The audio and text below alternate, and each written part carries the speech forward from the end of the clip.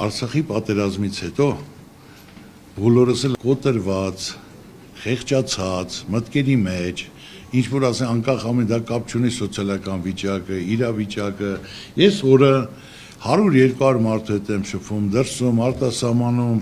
ազդեցիկ հայրի հետ, սովորական մարդկանց հետ, աշխատողի, շինարարի, փոքր միջին բիզնեսի,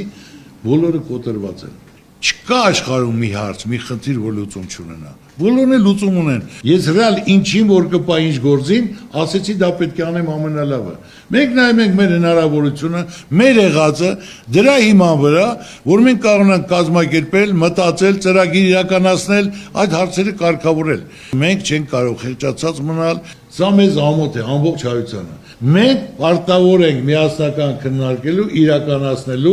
որ մենք կարողանանք աշխարհին ապացուցենք, որ այդ խեղճությունից մենք դուրս գանք, բոլորն էլ մեզ կհարգեն։ Խեղճությունը մեր թշնամին է։ Մենք պետք է մեջք-մեջքի տանք, էտատելություն, թշնամանք, մերոնք, ձերոնք, բարեկամը բարեկամի հետ չի խոսում, հարևանը հարևանի հետ չի խոսում։ Եղբայր, պետք է վերջ տանք ամեն ինչը։ Մենք պետք է կարողանանք միասնական կազմակերպենք, ով խելոք բան ասում, ով ճիշտ առաջարկ անում, նա պետք է ընդունենք, նա պետք է կատարենք, նա պետք է իրականություն դարձնենք։ Այդ ժամանակ աշխարհն էլ կհարգի